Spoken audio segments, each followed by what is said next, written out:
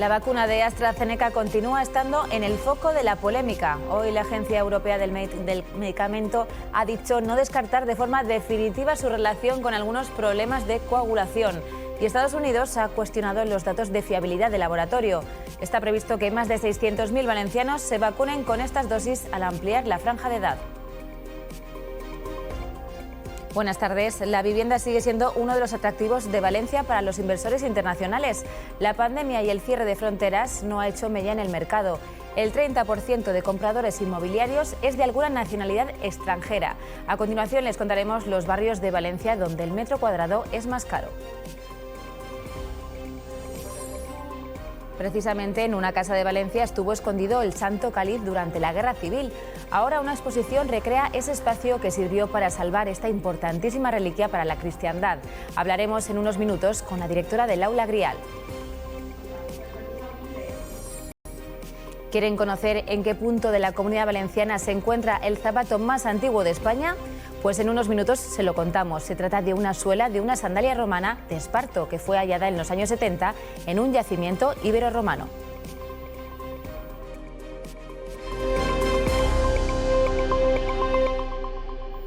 El último recuento disponible de datos del coronavirus nos deja 115 nuevos contagios y 15 fallecidos en la Comunidad Valenciana. Nuestra incidencia es la menor de España y nuestras restricciones las mayores del país. Así las cosas, comienzan a proliferar las voces que piden levantar algunas prohibiciones. Por ejemplo, en la hostelería, la Coordinadora Empresarial de Ocio ha anunciado que mañana denunciará la situación que atraviesa el sector sin haber recibido ni cobrado ninguna ayuda. Y por otro lado, la plataforma valenciana SOS Hostelería ha lanzado una campaña de crowdfunding que lleva por nombre Apadrina un hostelero. Todo con el objetivo de recaudar fondos para empresarios del sector que se encuentran en situaciones límite, demasiados desafortunadamente. La plataforma denuncia que la pandemia, los confinamientos, los toques de queda y los cierres perimetrales se han llevado por delante más de 9.000 negocios dedicados a la hostelería en la Comunidad Valenciana. De todas formas, la mejor solución para todos, salud y economía, sigue siendo la vacuna o las vacunas. Hoy Estados Unidos ha cuestionado los datos de fiabilidad de la de AstraZeneca, que declara una efectividad del 79% también para los mayores de 65 años. Y la Agencia Europea del Medicamento no descarta de forma definitiva el vínculo de AstraZeneca y la coagulación. Más dudas, por tanto, sobre la vacuna británica. En cambio, de la rusa, ¿quién nos lo iba a decir? Todo el mundo habla bien. A grandes males, grandes remedios. Pese a las reticencias de la Unión Europea para con Sputnik, la vacuna rusa, la Comunidad Valenciana ha dado un paso al frente y ha pedido al Gobierno que agilice los trámites para que pueda llegar cuanto antes. La vacuna está siendo examinada por la Agencia Europea del Medicamento desde el pasado 4 de marzo, pero los expertos ya han hablado y avalan una eficacia del 92%. La cuarta ola se asoma y han llegado las prisas. Ximo Puig quiere contar con todas las opciones, una estrategia que pasa por la llegada de Sputnik. La vacuna rusa agilizaría el proceso, que en estos momentos se encuentra ralentizado por la falta de dosis y los problemas con AstraZeneca. La Comunidad Valenciana se une así a la postura de la canciller alemana Angela Merkel, que la pasada semana incidía en la vía Sputnik para acelerar la inmunización de la población. Mirábamos con recelo a la vacuna rusa, pero a estas alturas ya no cabe duda, la necesitamos. La necesitamos, pero no hay preacuerdo de compra. Únicamente Eslovaquia y Hungría han alcanzado un acuerdo en la Unión Europea. Algunas voces en Europa insisten en que no es necesaria, y Vladimir Putin ha sembrado la discordia poniendo en duda si se defienden los intereses de las personas o los de algunas farmacéuticas. Así las cosas, todas las miradas están ya puestas en Sputnik y su aterrizaje en la Unión Europea. La economía no solo está siendo afectada por la pandemia, también por procesos de concentración en determinados sectores, como el bancario. A la espera de la decisión final sobre los despidos que conllevará la absorción por CaixaBank, hoy ha tenido lugar en Valencia la Junta de Accionistas de Bankia. El magnífico trabajo realizado en los últimos años nos ha situado en una posición extraordinaria para anticiparnos en el proceso de consolidación bancaria y contar con el mejor socio posible, CaixaBank. Ahora iniciamos una nueva etapa, una etapa ilusionante pero no exenta de retos, frente a los que esta fusión nos confiere una gran fortaleza. ¿Y cómo está afectando la actual coyuntura al mercado de la vivienda? Un estudio inmobiliario concluye que Valencia sigue siendo una de las ciudades más atractivas para los inversores internacionales. El 30% de los compradores de vivienda en 2020 fueron extranjeros. La vivienda valenciana sigue interesando a compradores extranjeros a pesar de la pandemia de COVID-19. Así lo refleja el último informe de Angel & Volkers, que además sitúa la capital del Turia como una de las ciudades españolas con mejor precio por metro cuadrado, con una media de 2.250 euros. Entre los compradores, el 30% son internacionales y el 70% españoles. Unas cifras homogéneas en la mayoría de los barrios, excepto en el Cabañal, donde los compradores nacionales no llegan al 20%. Precisamente aquí se ha realizado la venta más cara, con un precio de 5.800 euros por metro cuadrado. Donde sí se refleja el efecto de la pandemia es en el tipo de la vivienda que se ha demandado en 2020. Durante ese mismo año aumentó un 20% la venta de propiedades con amplios espacios exteriores, principalmente en localidades como Leliana o Godella. Por último, el litoral de la comunidad se consolida como un gran atractivo. Alicante, Benidorm, Javia y Denia acaparan la demanda inmobiliaria de la Costa Blanca. La ministra de Transición Ecológica, Teresa Rivera, ha anunciado en un artículo de opinión más restricciones de agua del trasvase del Tajo al Segura en futuros envíos. Los socialistas de Castilla-La Mancha la consideran el principio del fin del trasvase, porque se van a incrementar las reservas de los embalses de Entrepeñas y Buendía. En Orihuela no están precisamente contentos. Podemos decir en términos así coloquiales que es un engañabobos, porque al final no va a mejorar en nada a lo que es el cauce del Tajo, no va a mejorar en nada a lo que es la zona en Castilla-La Mancha y sin embargo sí que va a perjudicar mucho a lo que es la riqueza que genera ese agua puesta en nuestra tierra. Hablando de agua, hoy 23 de marzo es el Día Meteorológico Mundial, un día señalado que este año pone en valor los océanos. Antonio Pardo, buenas tardes. Buenas tardes, ¿qué tal, Raquel? Bueno, cuéntanos cuál es la principal importancia de los océanos. Pues bueno, la Organización Meteorológica Mundial siempre pone el acento sobre algún elemento de nuestro planeta que podría llamarse planeta agua en vez de planeta Tierra. Siempre me gusta decirlo, y es que el 70% de nuestro planeta pues es agua. Por eso hoy es el Día Meteorológico Mundial dedicado a los océanos. Es cierto que bueno, es un gran reservorio de calor que almacena en torno al 90% de toda la energía que nos deja el planeta, bueno, que nos deja el Sol sobre nuestro planeta. Y es verdad que también es el recurso prácticamente más fundamental para la economía mundial y por lo tanto hemos de cuidarlo. Pero también es cierto que este agua va cambiando su pH, va cambiando su temperatura, va cambiando su nivel, aunque nos parezca realmente imposible. Pero estos deshielos que se van produciendo en Groenlandia, en el Ártico, en la Antártida, harán que suba el nivel y esto siempre será perjudicial para los ciclones, para las inundaciones, los tsunamis, etc. Por lo tanto, hoy el objetivo, los océanos. Los océanos. Pues muchísimas gracias, Antonio. De nada. Gracias y enhorabuena por tu día también. Gracias.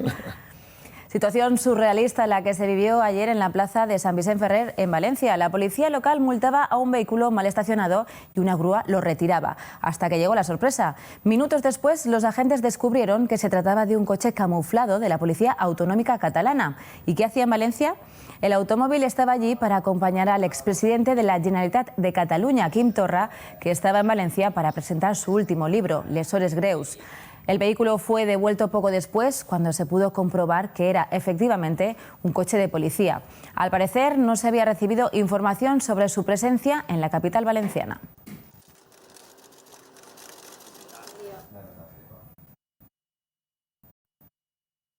En Valencia, una nueva sala del Aula Grial recrea la casa donde estuvo oculto el Santo Cáliz durante la Guerra Civil Española. Hablamos con Alicia Palazón, creadora y asesora de contenidos de Aula Grial. Buenas tardes. Hola, buenas tardes. ¿Dónde estuvo oculto el Santo Grial durante la Guerra Civil y cómo de importante fue? Pues estuvo oculto muy cerquita de Aula Grial, en la calle de Avellanas número 3. El día 21 de julio de 1936, ante el peligro que corría la catedral, un canónigo llamado Elías Olmos Canalda decide sacarlo de la catedral y se lo entrega a una feligresa que era muy conocida por él, y ella lo lleva a su casa a la calle de Avellanas número 3, que todavía existe la finca. Lo que pasa es que el edificio ha sido reformado y nosotros lo que hemos hecho es una recreación basándonos en las fotografías que existían de tanto la habitación de Sabina Swey como de la cocina, que son los dos lugares de la casa en los que estuvo oculto. Alicia, ¿qué peligros corría el Cáliz en aquella época? Pues fundamentalmente el saqueo. A ver, las autoridades no habían concedido protección a la catedral y entonces, ante la proximidad de la quema de iglesias a su alrededor, pues se vieron en esa tesitura. De hecho, pocas horas después de la salida del Santo Cáliz, la catedral pues fue asaltada y fue quemada, parte del archivo se quemó, se perdió, fue una pérdida patrimonial muy importante, pero afortunadamente la pieza insustituible y más valiosa que tiene nuestra catedral, que es el Santo Cáliz, pues fue salvado gracias a la iniciativa de este canónigo, del sacristán que le acompañaba y la valentía que tuvo Sabina Swey al conservarlo en su casa, a pesar de los registros que tuvo, porque se buscaba, se estaba persiguiendo encontrarlo. ¿Y dónde se protegió, además de en esta casa, de la ciudad? Pues sí, ante la presión que sufre la casa de Sabina Swey, deciden trasladarlo a la población cercana de la Ribera, Carlet, donde tenía la familia una vivienda. Entonces el matrimonio, Bernardo Primo y Lidia Navasquilla, vinieron a Valencia y en una caja de galletas metálica y envuelto en algodón lo transportaron hasta Carlet. Allí lo escondieron en un hueco que había, que tenían una especie de alacena, y pintaron toda la pared para evitar que se viera esa reforma. Y estuvo oculto desde el año 37 hasta marzo del 39, que es cuando finaliza la guerra. Bueno, pues ya sabemos que se puede visitar esa recreación de la casa en el Aula Grial. Muchísimas gracias por atendernos esta tarde. Buenas tardes. Buenas tardes, gracias a vosotros. El zapato más antiguo de España está en nuestra comunidad y no podía ser en otro lugar más que en Elda, ciudad del calzado. Se trata de la suela de una sandalia romana de Esparto, un hallazgo que se hizo en los años 70 y que ahora se expone en el Museo Arqueológico del municipio después de una rigurosa restauración. Esto que ven es una suela de sandalia romana. Se encontró a finales de los años 70 en el yacimiento iberorromano del Monastil, en Elda. Una pieza única que da fe de la actividad zapatera de la población en siglos pasados. Pues es una de las primeras muestras de la actividad, diríamos hoy, zapatera, es decir, de fabricación del calzado en época histórica, en un lugar, en una población, en un hábitat, es decir, que es prácticamente un símbolo de la ciudad zapatera por excelencia. Es una sandalia de mujer, para calzar en verano y solo dentro de casa. Fue trenzada entre los siglos IV y V y llega hasta nuestros días después de unas intensas labores de restauración. Ahora la suela podría cogerse con la mano porque no está pegada a la base, pero no porque se desmontaría. Quiero decir, está consolidada, pero las fibras han sido víctimas de un incendio, con lo cual nunca más vamos a poder coger la suela así, siempre con una base que permita moverla de un lado a otro. El Museo Arqueológico de Elda la ha restaurado y la expone ya entre sus salas como una pieza excepcional en nuestro país. Y es que para encontrar algo similar hay que ir hasta la italiana Pompeya, una muestra más de la huella que dejó la antigua Roma en nuestra tierra. Amigues telespectadores i amics telespectadors, hi ha metalls que tenen especial utilitat no sols per la composició, sinó pel format amb el qual apareix. Entre ells destaca aquell creat per l'estiratge en fred i que adopta la forma de fil. Normalment està fet d'un material provenient de l'aliatge de ferro i d'una xicoteta quantitat de carboni, és a dir, per acer. Encara que n'hi ha creats també amb coure, plata o alumini. La seva utilitat és gran en la construcció, camins, ponts, entre altres usos. Però el que als valencians i a les valencianes ens interessa és que en la nostra llengua a aquest material li diem fil d'aram, en la majoria de les comarques. En les terres meridionals prefereixen emprar les paraules fil de coure o de ferro. Esta segona és reconeguda pel Diccionari de l'Acadèmia Valenciana de la Llengua, com a forma acceptada, encara que siga secundària. El que hem de tindre clar és que en castellà es tradueix per la paraula alambre i que aquesta paraula no forma part del vocabulari del valencià. Està tan viva que fins i tot s'empra en alguna expressió. Així es diu com un fil d'aram per a referir-se a una persona que està prima. En definitiva, si tenim prop aquest material conductor, flexible i tenaç que es coneix amb el nom de fil d'aram, podem donar-li molta utilitat i, sobretot, si parlem d'ell, mantindrem l'ús d'una genuïna paraula valenciana.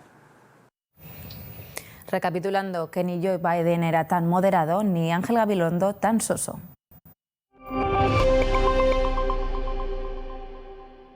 Bienvenidos a Tiempo Extra Internacional. Parece que hemos retrocedido a los tiempos de la Guerra Fría. El recién estrenado presidente Joe Biden ha iniciado su mandato con múltiples exabruptos diplomáticos. Empezó afeando a Xi Jinping sus políticas económicas y de derechos humanos, cuando éste simplemente le felicitaba. Hace escasos días, en la cumbre de Estados Unidos y China, celebrada en Alaska, los americanos volvieron a tensionar las relaciones usando un lenguaje muy poco diplomático. Pero la escalada con sus oponentes geopolíticos no quedó ahí. Si hubiera gobernado Trump, la prensa globalista estaría hablando de tambores de guerra. Pues Joe Biden llamó esta semana pasada asesino al presidente ruso Vladimir Putin, crispando los ánimos al límite. Y entonces llegó Chimo Puig y se metió en el charco geopolítico reclamando la vacunación con la Sputnik, gran arma propagandística del Kremlin. Y eso en jugar en ligas mayores tiene sus riesgos. Ya saben cómo se las gastan por ahí con fake news, ataques cibernéticos como el del SEPE o simplemente muertes políticas en el entorno internacional, como le ocurrió al valenciano Pedro Agramunt, que salió mal parado de esos pulsos geopolíticos entre globalistas y soberanistas, también teniendo al factor ruso de por medio. Ese riesgo lo han podido tomar líderes como Viktor Orbán, presidente de Hungría, muy acostumbrado a recibir ataques foráneos, o el de Eslovaquia, que están usando ambos ya la vacuna.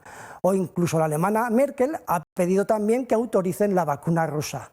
Pero ellos no son dudosos para el tío Sam, que no sé qué pensará de nuestro MOL honorable, que gobierna gracias a alianzas con comunistas y con partidos que organizan marchas anti-OTAN, o la aprobación en Les Corts, con apoyo de su grupo, de declaraciones antisemitas, según los Estados Unidos, del movimiento BDS, boicot, desinversión y sanciones contra Israel, o aquella agenda compartida con la Cataluña de Puigdemont, transformada en Commonwealth Mediterránea con Pere Aragonés, en pleno proceso, por cierto, muy participado por los rusos.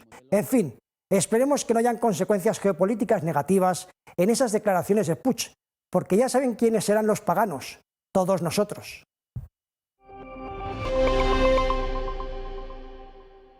Imagínense ustedes que el señor Gabilondo les dijera a la gente de Madrid: pues sí, yo soy partidario de este partido que os acusa de ser un paraíso fiscal, que os quiere subir los impuestos, que ya puestos en este desvarío os acusa hasta de supremacistas, que os encerró a vosotros en un puente, mientras el resto de los españoles les dejó moverse, que os trata de leprosos, de bomba vírica, y que además pacta con Iglesias, que defiende a los filoetarras, que no condena los atentados de ETA, la banda que asesinó en Madrid con más saña que en ningún otro lugar. ¿Eso es lo que pretendían que hiciera Gabilondo?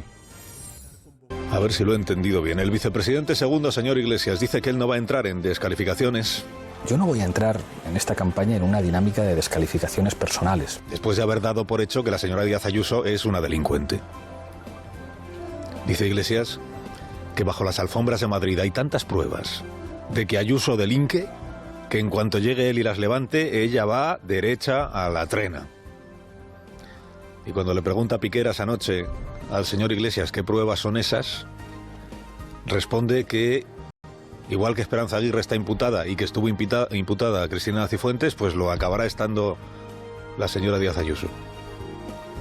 Queda constancia, por tanto, de que el vicepresidente segundo ignora el significado de la palabra prueba.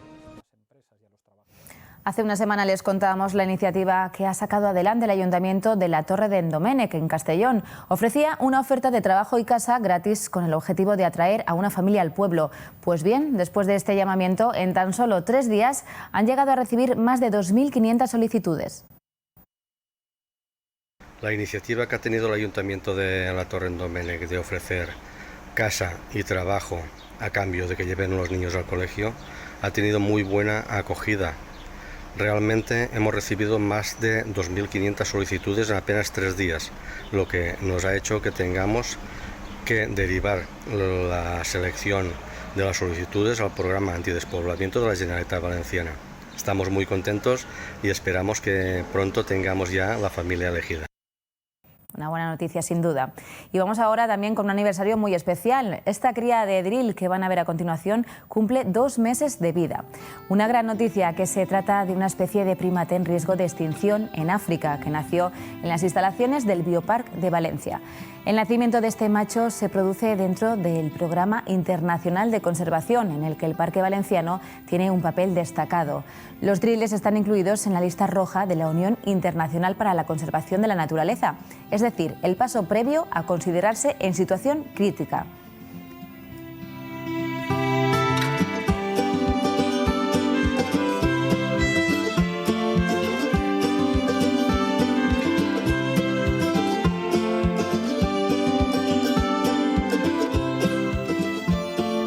Con estas imágenes nos despedimos hasta las 8:30, que volveremos con Luis Motes y más noticias. Y después El Faro. Les dejamos ahora con la información meteorológica de la mano de nuestro compañero Antonio Pardo. Que pasen una muy buena tarde. Sean felices.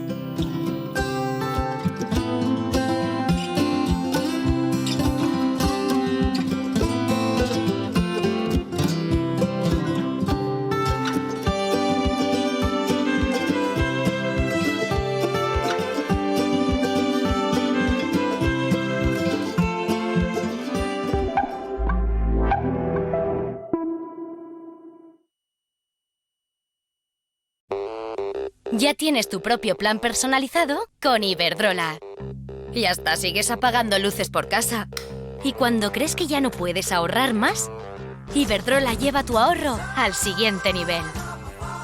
Con una solución 100% digital que te dice lo que consumen tus electrodomésticos. Y te da consejos personalizados para ahorrar aún más. Pásate al modo ahorro de Iberdrola. Con energía 100% renovable.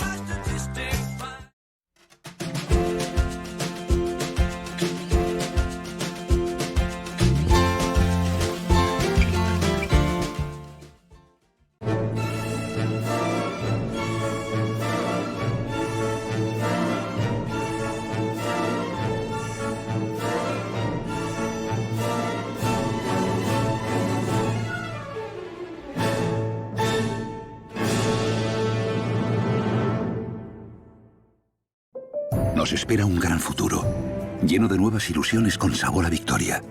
Nos lo merecemos y vamos a conquistarlo con todas nuestras fuerzas. A ponerle corazón. Y como la gran familia que somos, lo haremos juntos, sin dejar a nadie atrás. Porque cuando hay hambre de alegrías, nada puede parar a una familia. Vamos a comernos el mundo. El Pozo.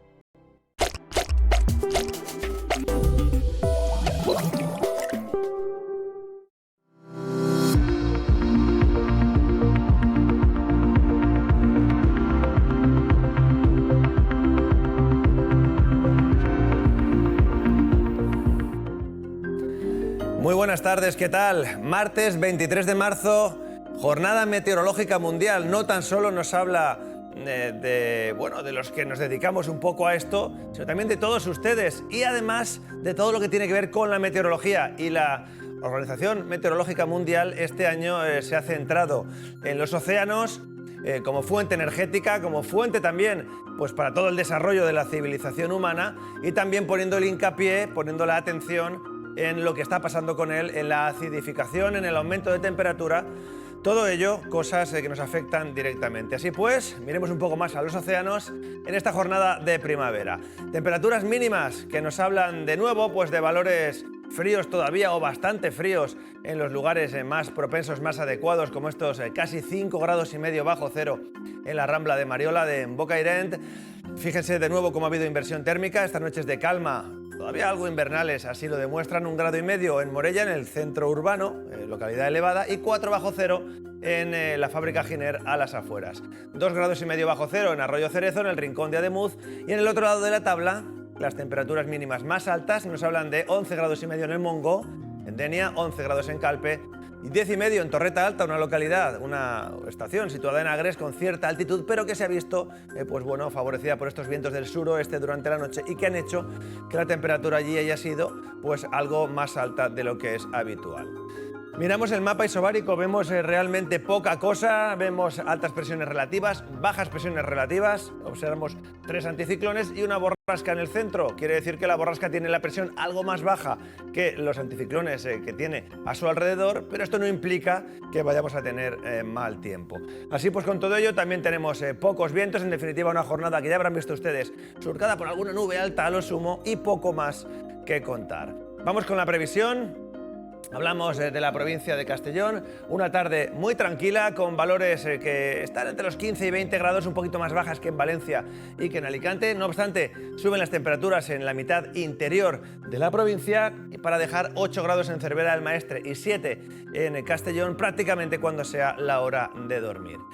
Provincia de Valencia, hablamos de una tarde muy tranquila, alguna nube alta que es la que recorre ahora puntos de las comarcas centrales, también del litoral, que tenderán a desaparecer, como mostramos en el mapa, poniente en el interior, levante o sureste en puntos del litoral y temperaturas que ascienden sobre todo en zonas de interior. Y para la provincia de Alicante, pues algo muy parecido, mucho sol, todavía alguna nube alta que, como decimos, desaparecerá a media tarde, vientos del suroeste, vientos del sur, sinónimos de buen tiempo y temperaturas un poquito más altas. Nos vamos ya al mapa de previsión para mañana. Tendremos alguna nube de tipo bajo en todo el litoral, podemos decir con mayor probabilidad en puntos del Golfo de Valencia, también en el litoral norte de Alicante, mínimas un poquito más altas y de cara a la tarde, sobre todo en la provincia de Castellón, donde hoy estaban un poquito más frenadas, subirán las temperaturas, no de manera exagerada, pero desde luego una jornada muy tranquila con alguna nube en puntos montañosos de Alicante de cara a la tarde. Y para las próximas jornadas, pues también una situación muy tranquila. Todavía el jueves aumentarían algo las nubes, por la tarde nubosidad de evolución, más sol, más horas de sol, temperaturas un poquito más altas y se dispara el mecanismo de crecimiento de las nubes. Esto será el miércoles, con subida de temperaturas en Alicante. El viernes ya tendríamos una situación dominada por el crecimiento de nubes un poquito más evidentes que podrían dejar alguna gota, con temperaturas que suben en la provincia de Alicante. Y el sábado iríamos a un tiempo más variable, las temperaturas comenzarían a bajar, podríamos tener alguna precipitación también en puntos del interior y, como decimos, iríamos a un empeoramiento no excesivamente, podemos decir, evidente o acusado, pero sí de cara al fin de semana el tiempo, que parece que tenderá a cambiar. Por esta parte nada más, les dejamos con su trabajo fotográfico, que acaben de pasar una muy buena jornada.